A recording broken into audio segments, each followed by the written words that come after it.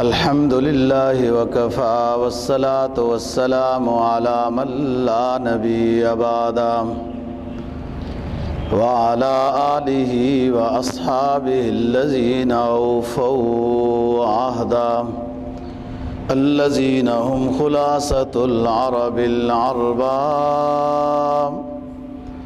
وخير الخلائق بعد الأنبياء أما بعد فأعوذ بالله من الشيطان الرجيم بسم الله الرحمن الرحيم من يطع الله والرسول فأولئك مع الذين أنعم الله عليهم من النبيين والصديقين والشهداء والصالحين أولئك حسن رفيقا ذلك الفضل من الله وكفى بالله عليما قال النبي صلى الله عليه وسلم المرء مع من أحب صدق الله العظيم وصدق رسوله النبي الأمي الكريم ونحن على ذلك لمن الشاهدين والشاكرين والحمد لله رب العالمين۔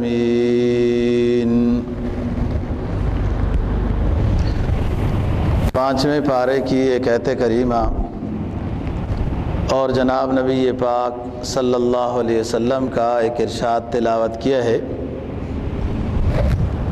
جس کے اندر محبت رسول کا ذکر ہے۔ ایک ہے امتیوں کا محبت کرنا اللہ اور اللہ کے رسول کے ساتھ، امتی کا محبت کرنا اپنے نبی کے ساتھ۔ یہ بات دو تین جمعہ پہلے بیان کر چکا ہوں۔ آج کی گزارشات میں یہ عرض کرنا ہے کہ نبی کی محبت اپنے امتیوں کے ساتھ کس درجے میں ہے، کہاں کہاں تک ہے، کن کن مشکلات میں نبی پاک صلی اللہ علیہ وسلم نے اپنی زندگی گزاری، لیکن صرف فکر اور غم جو سوار رہا ہے وہ یہ رہا کہ میری امت کسی نہ کسی طریقے سے ہدایت پر آ جائے، اللہ کے عذاب سے بچ جائے۔ یہ موضوع ہے آج کہ نبی پاک صلی اللہ علیہ وسلم کی امت کے ساتھ، اپنے ماننے والوں کے ساتھ محبت کیسی ہے۔ فرمایا من یطع اللہ والرسول فاولئک مع الذین انعم اللہ علیہم من النبیین والصدیقین والشہداء والصالحین وحسن اولئک رفیقا۔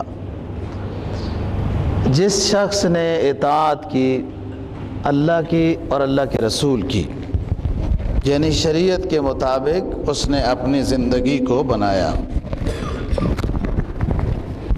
اور کوشش کی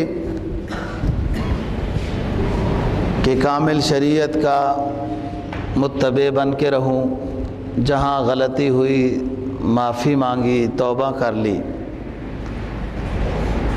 یہ جو شخص ہے جس نے اللہ اور اللہ کے رسول کی اطاعت کی ہے، فَأُولَئِكَ مَعَ الَّذِينَ أَنْعَمَ اللَّهُ عَلَيْهِمْ،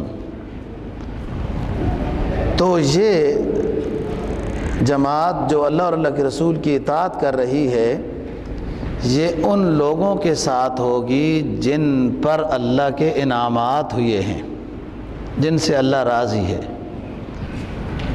من النبیین والصدیقین والشہداء والصالحین، انبیاء علیہ السلام پر اللہ کے انعام ہوئے، پھر صدیقین ہیں، شہداء ہیں، نیک اللہ والے صلحاء ہیں، ان کے ساتھ یہ ہوں گے۔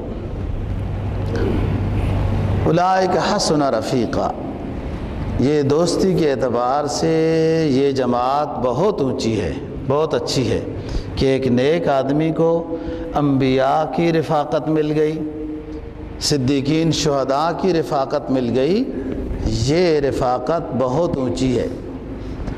فرمایا ذالک الفضل من اللہ وکفی باللہ علیما، جس کو یہ توفیق مل جائے نیکی کی، طاعت کی، بندگی کی، یہ اللہ کا بڑا فضل ہے۔ اللہ کی طرف سے اس پر رضا کے فیصلے ہو گئے کہ اس کو نیکی کی توفیق مل گئی ہے، اور اللہ جانتا ہے۔ اللہ جاننے کا مطلب یہ ہے کہ کون سا شخص نیکی بجا لانے میں کتنا سچا ہے، اس کوشش میں، اس طلب میں، اس محنت میں کہ میں نیک بن جاؤں، نیکی بجا لاؤں، وہ شخص اس چیز کو حاصل کرنے میں کتنا سچا ہے، پھر اس کو وہ انعام مل جاتا ہے، نیکی کی توفیق مل جاتی ہے۔ یہ چیز اللہ جانتا ہے کہ کون کتنا سچا ہے اس چیز کو حاصل کرنے میں، تو پھر اس کو یہ چیز طاعت اور بندگی نصیب ہو جاتی ہے۔ حضرت ثوبان رضی اللہ تعالیٰ عنہ مشہور صحابی ہیں، عرض کرتے ہیں کہ رسول اللہ صلی اللہ علیہ وسلم تشریف فرما تھے، تو باتوں باتوں میں یہ دعا کرنے لگے کہ یا اللہ مجھے اپنے احباب سے، بھائیوں سے ملنے کا شوق ہے، میرے اپنے بھائیوں سے، احباب سے ملاقات کرا دینا۔ یہ دعا آپ کر رہے ہیں۔ تو انہوں نے عرض کیا کہ حضرت ہم آپ کے ساتھی ہیں، آپ کے احباب ہیں، تو ہم تو ملاقات کر ہی رہے ہیں، اس کا مطلب یہ ہے کہ آپ ہماری ملاقات کی دعا نہیں کر رہے، وہ کوئی اور لوگ ہیں کہ جن کے ساتھ آپ ملاقات کی دعا کر رہے ہیں۔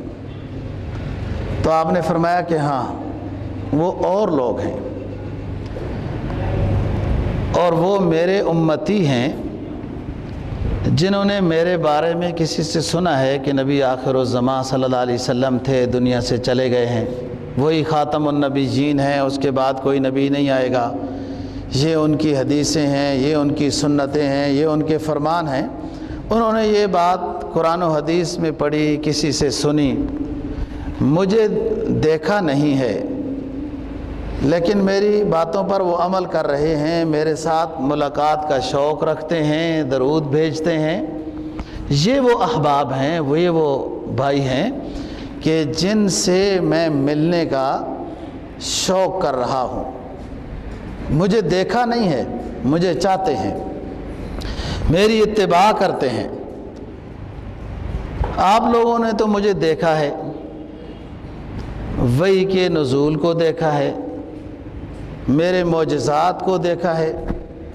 بے شک آپ لوگ بھی اللہ کے ہاں بہت مکرم ہو، لیکن وہ ساتھی بھی مکرم ہیں جنہوں نے مجھے نہیں دیکھا، میرے معجزات کو نہیں دیکھا، وحی کے نزول کو نہیں دیکھا، اور پھر بھی مجھے اسی طرح مانتے ہیں۔ تو ایسے بندوں کو دیکھنے کا مجھے شوق ہو رہا ہے۔ تو حضرت ثوبان عرض کرنے لگے کہ حضرت ایک بات ہے کہ جب ہم آپ کی مجلس میں آتے ہیں، طبیعت میں بہت خوشی آتی ہے، سرور آتا ہے، اور دنیا بے حقیقت نظر آتی ہے۔ جب آپ کے پاس سے اٹھ کر چلے جاتے ہیں تو پھر پریشانی آ جاتی ہے، دنیاوی اعتبار سے کبھی ویسے دل بند ہو گیا، ہزار مسائل انسان کے ساتھ متعلق ہیں۔ جب پریشانیاں اپنے گھروں میں، ماحول محلوں میں آ جاتی ہیں تو ہم نے اس کا حل یہی سمجھا ہوا ہے، اور مجرب یہ حل تجربہ کر چکے ہیں کہ آپ کی مجلس میں حاضر ہو جاتے ہیں. جب گھر کے اعتبار سے کوئی اور لحاظ سے پریشانیاں بن جاتی ہیں تو پھر آپ کی مجلس میں آ جاتے ہیں. آپ کی زیارت کی برکت سے وہ ہماری ساری پریشانیاں دور ہو جاتی ہیں. حضرت ثوبان عرض کرتے ہیں کہ حضرت ایک پریشانی مسلسل دل میں کھٹکتی رہتی ہے، وہ یہ کہ دنیا میں جب ہم پریشان ہوتے ہیں تو آپ کی زیارت کر کے پریشانی دور کر لیتے ہیں. تو دل میں یہ پریشانی ہے کہ آخرت میں جائیں گے جب حساب کتاب ہو جائے گا. اللہ کی رحمت سے اتنی امید تو ضرور ہے کہ آپ کے صحابی ہیں، آپ کی زیارت کی ہے، اس برکت سے اللہ جنت تو دے گا، اتنی تو امید ہے.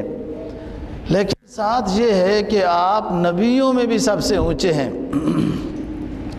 آپ کا مقام جنت میں کہیں اونچا ہوگا، ہم بھی کہیں کسی جنت میں ہوں گے تو صحیح، لیکن ملاقات کی یہ آسانیاں نہیں ہوگی جیسے اب زندگی میں مل رہی ہیں.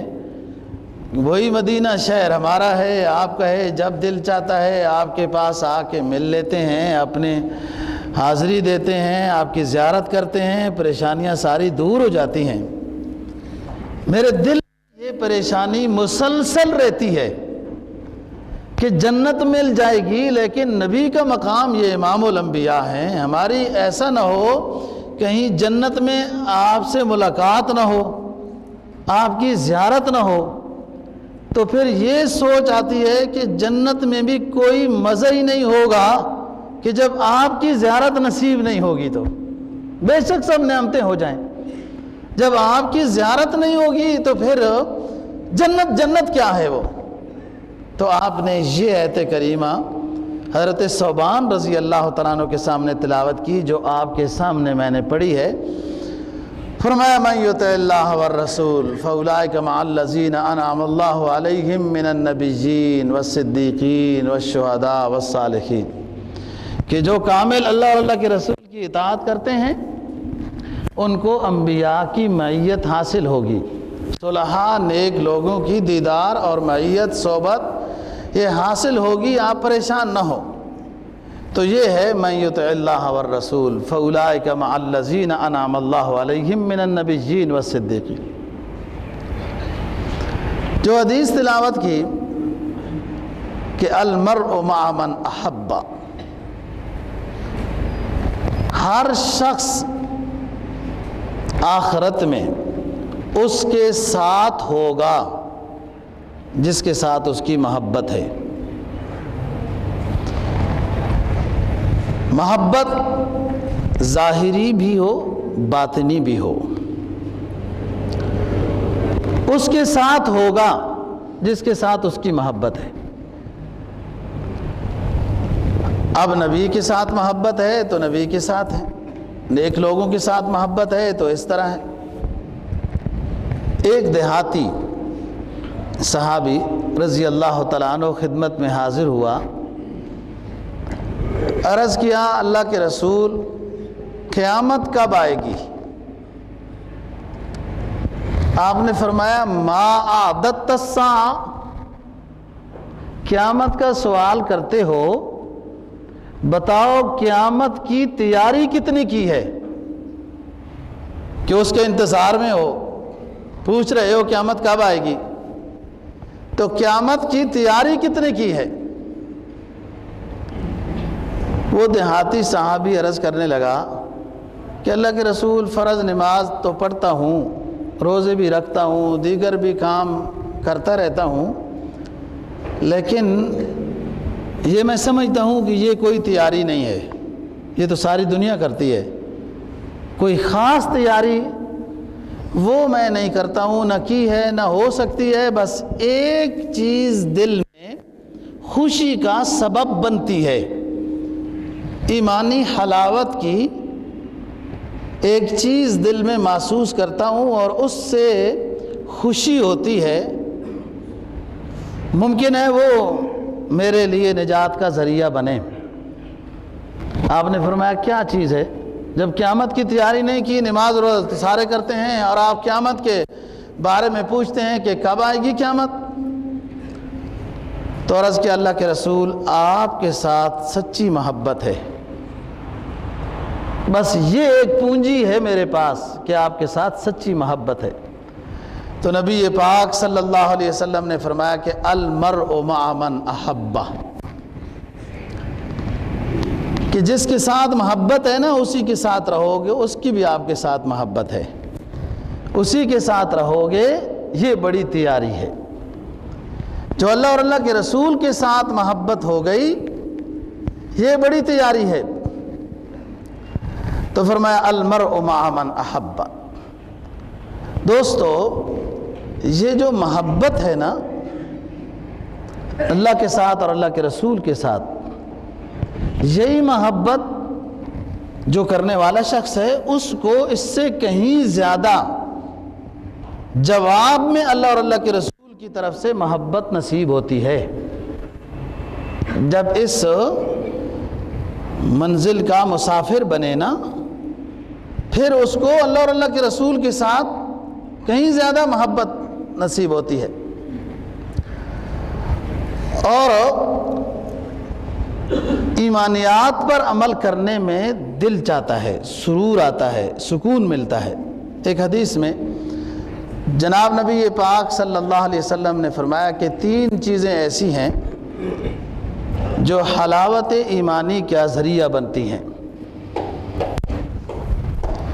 3 چیزیں ایسی ہیں جو حلاوت ایمانی کا ذریعہ بنتی ہیں۔ ایک ہے اللہ اور اللہ کے رسول کے ساتھ محبت، صحیح محبت، الفاظ کی نہیں،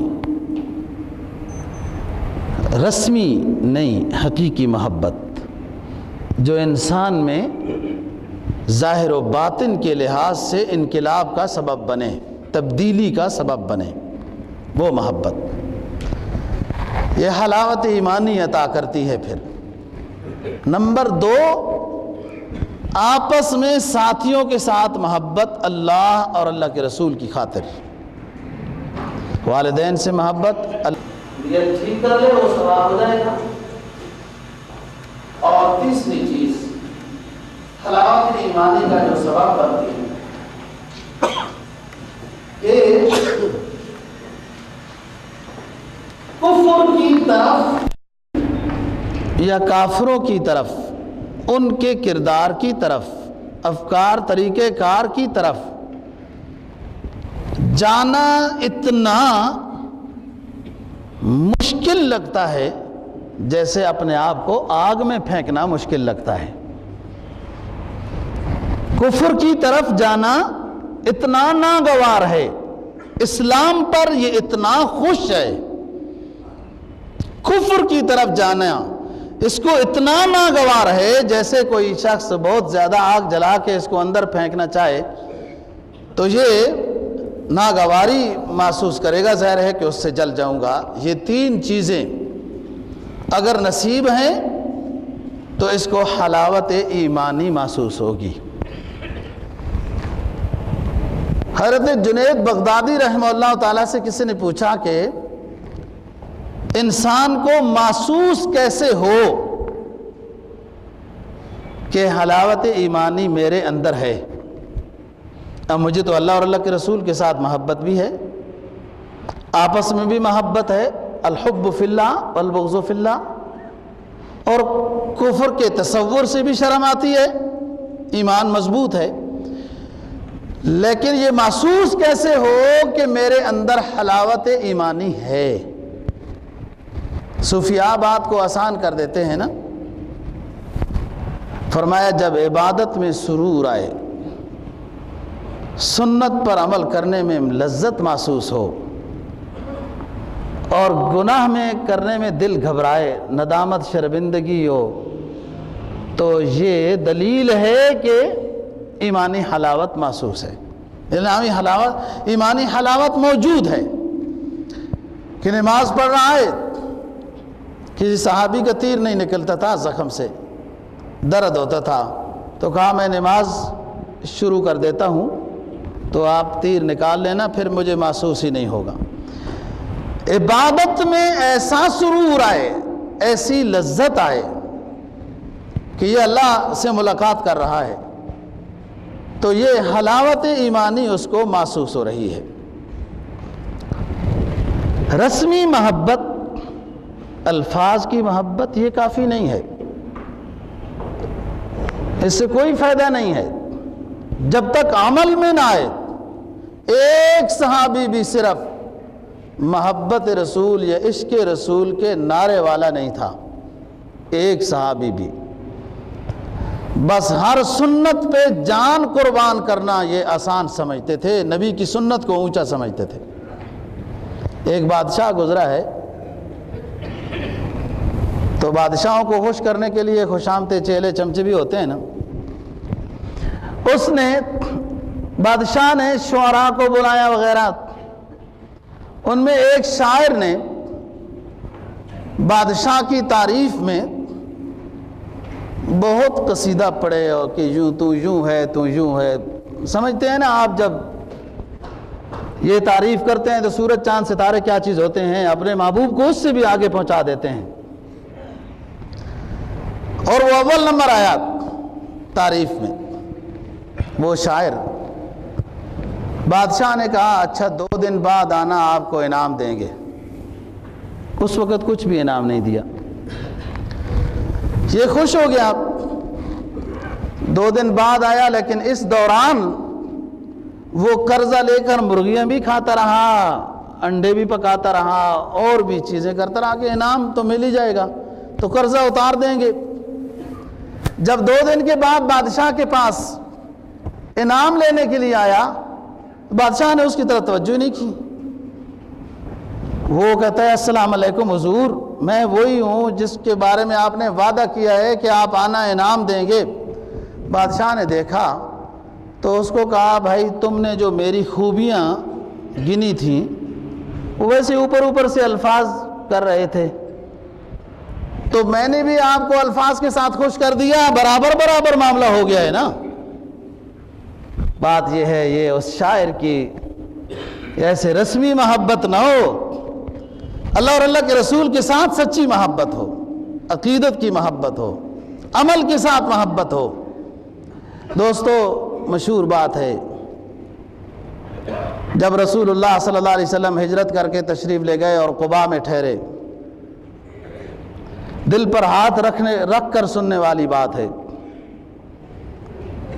جب قباء میں آپ پہنچے، دنیا تو کئی دنوں سے استقبال کر رہی تھی،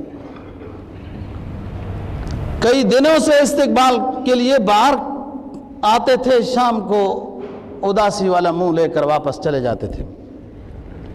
اطلاع تو تھی، جب آپ بما اپنے رفیق غار حضرت ابو بکر صدیق رضی اللہ تعالیٰ عنہ کے پہنچ گئے قباء مقام میں، میں کئی دفعہ یہ بات کہہ چکا ہوں کہ نبی کو پہچاننا کیا مشکل ہوتا ہے۔ بڑی مجلس ہو نا عام، اس میں عالم کا چہرہ خود بتاتا ہے کہ یہ عالم ہے، اس کو کوئی وراثت نبوت ملی ہوئی ہے۔ عالم پہچانا جاتا ہے بغیر کسی کے تعارف کے، نبی کی پہچان کی ضرورت، پھر امام الانبیاء کی پہچان کی ضرورت۔ بات سوچنے کی ہے، سمجھنے کی ہے، جو آگے کہہ رہا ہوں۔ لوگ سارے ابو بکر صدیق رضی اللہ تعالیٰ عنہ کو مل رہے ہیں، سمجھ یہ رہے ہیں کہ یہ امام الانبیاء ہے۔ تو جب سمجھ گئے نا حضرت ابو بکر صدیق رضی اللہ تعالیٰ عنہ کی یہ بات ہے، فوراً اپنی چادر اتاری اور دونوں ہاتھوں کے ساتھ چادر رسول اللہ صلی اللہ علیہ وسلم کے چہرے کے اوپر ڈال دی، سر کے اوپر ڈال دی، چھتری بنا دی کہ ملنے والے سمجھ جائیں کہ یہ خادم ہے، مخدوم یہ ہستی ہے۔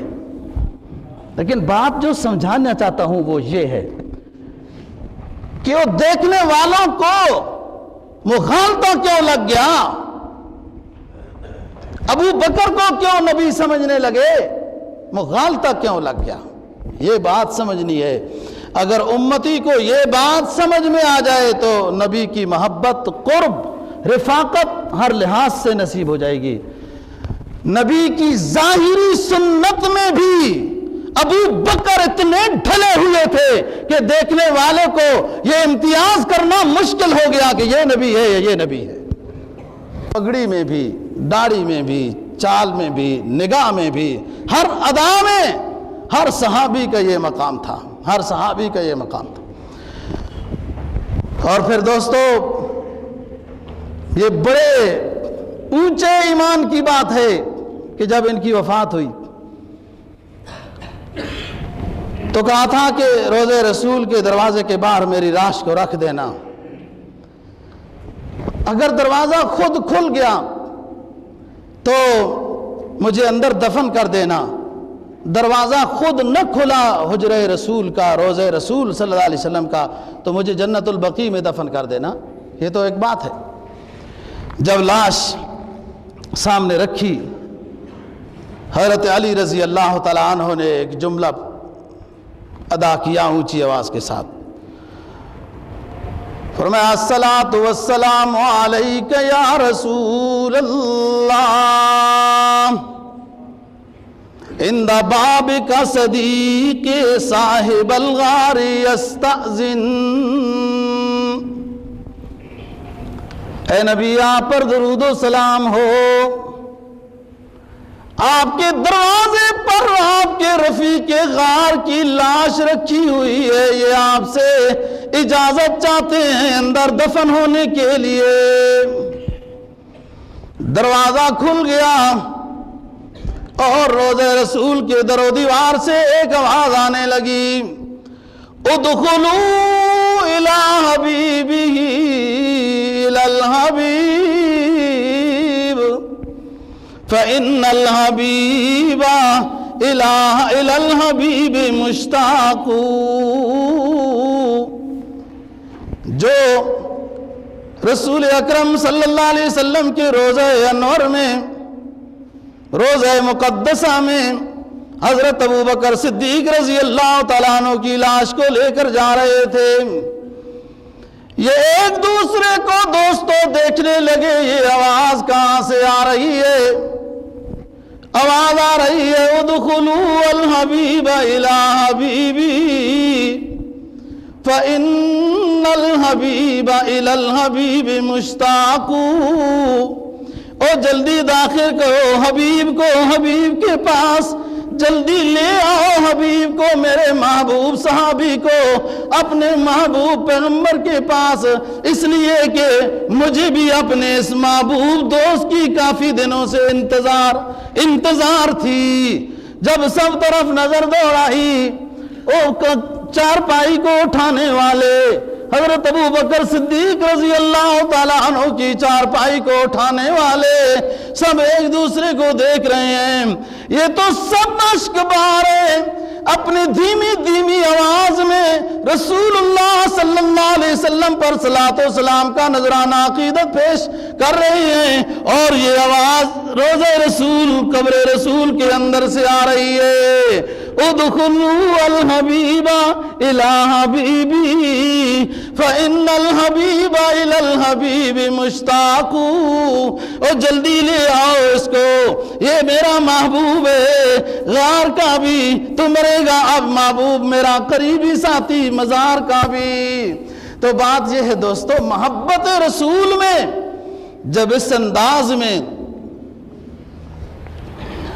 ظاہر کو بھی اپنایا، یہ نبی کے قریب رہ کر صرف دل نہیں بنا سکتے تھے، ظاہر ان کو بنانے کی کیا ضرورت تھی؟ اگر دل ہی بنانا تھا تو او عاشقوں، بات دل کے کانوں سے سننا، اگر دل ہی بنانا تھا نبی کے عشق میں تو نبی کی زیارت کر کے صرف دل بنا دیتے، ظاہر کیوں بنایا تھا؟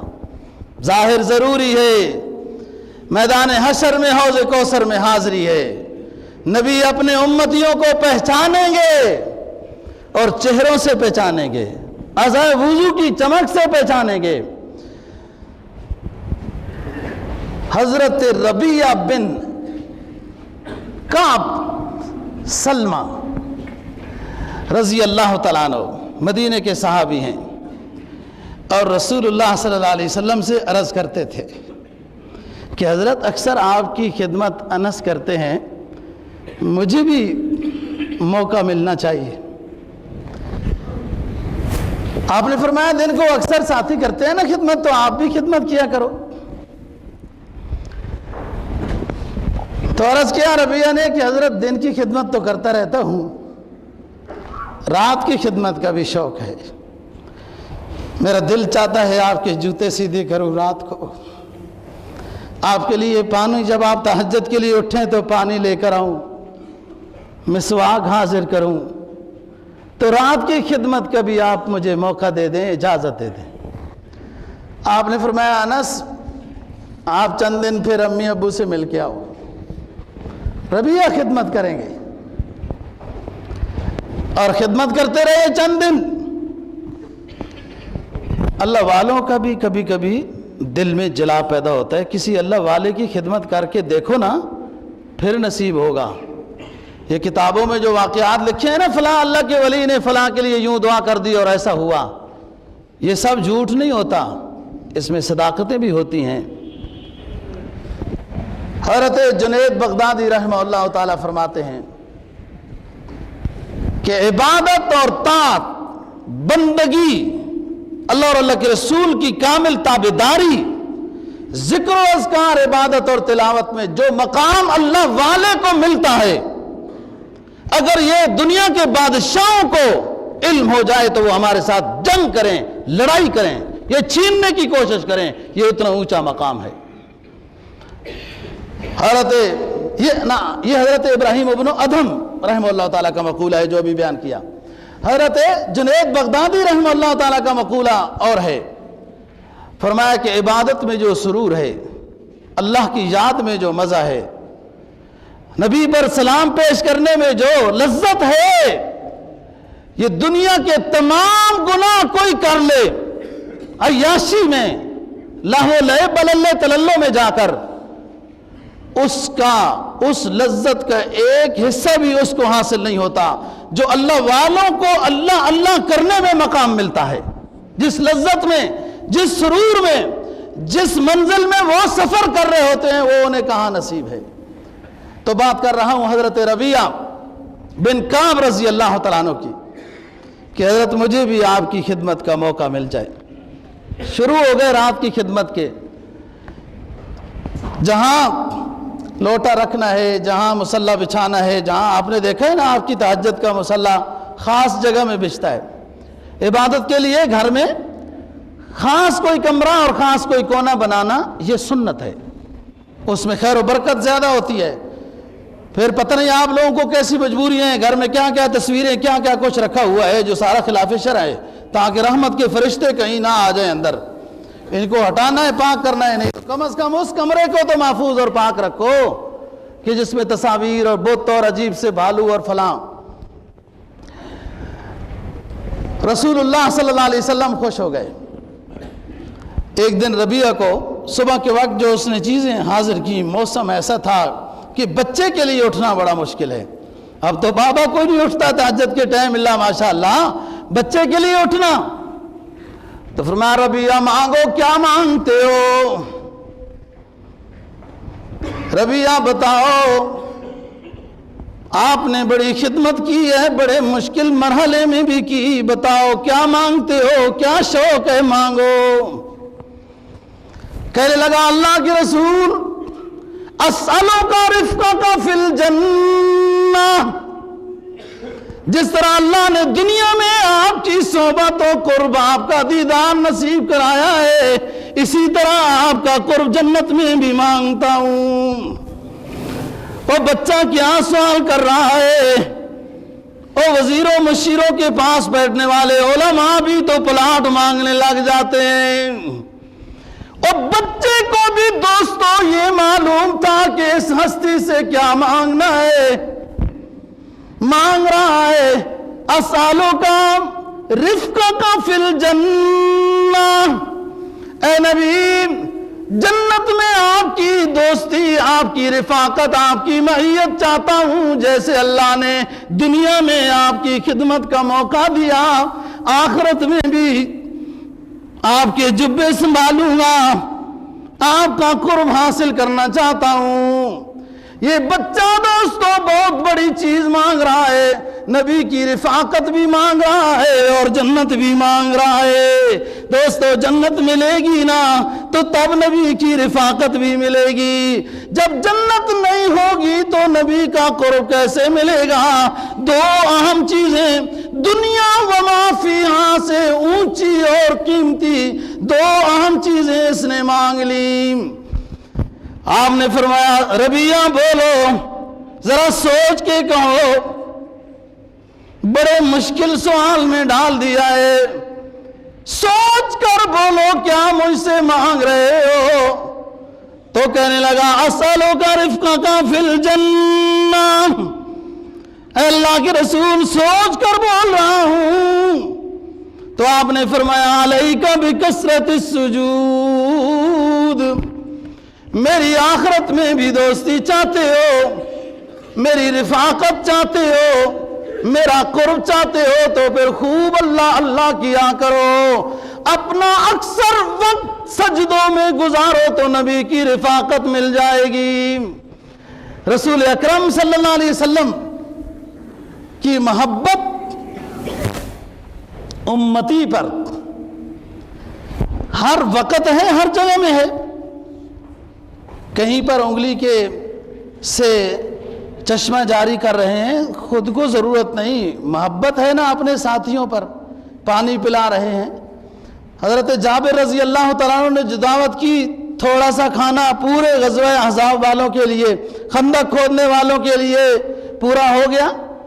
سلمان فارسی رضی اللہ تعالیٰ عنہ ایک بندہ ہے نا، ایک بندہ بات کروں پھر تکلیف ہوتی ہے، پورا امریکہ ہلا ہوا ہے نا ایک بندے کو چھڑانے کے لیے، اور پاکستان کے کتنے بندے کدھر سے کدھر یوں غرق ہوتے رہے تو کوئی فکر ہی نہیں۔ خیر ہے، آبادی تو پاکستان کی ویسے بھی زیادہ ہے۔